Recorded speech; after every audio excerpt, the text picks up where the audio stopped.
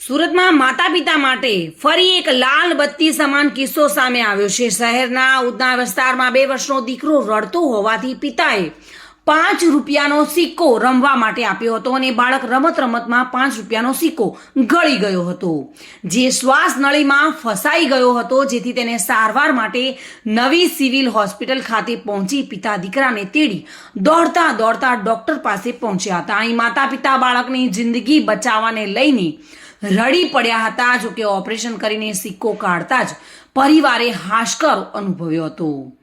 મળતી માહિતી મુજબ મૂળ ઉત્તર પ્રદેશના વતની અને હાલ ઉધના બીઆરસી વિસ્તારમાં આવેલા પ્રભુનગરમાં સદામ ઈસફભાઈ હુસૈન પત્ની અને પુત્ર અલ્કીશ 2 વર્ષ જેની ઉંમર છે તેની સાથે રહે છે। સદામ સરોલી ખાતે એક કંપનીમાં સિલાઈ કામ કરે છે। સવારે 9 વાગ્યાના આસપાસ સદામ નોકરી પર જઈ રહ્યો હતો, તે દરમિયાન અલ્કેશ રડી રહ્યો હતો અને સદામે અલ્કેશને ચૂપ કરવા માટે તેને 5 રૂપિયાનો સિક્કો આપ્યો હતો। ત્યારબાદ તે નોકરી પર જતો રહ્યો હતો અને અલ્કેશ રમતમાં તે 5 રૂપિયાનો સિક્કો ગળી ગયો હતો।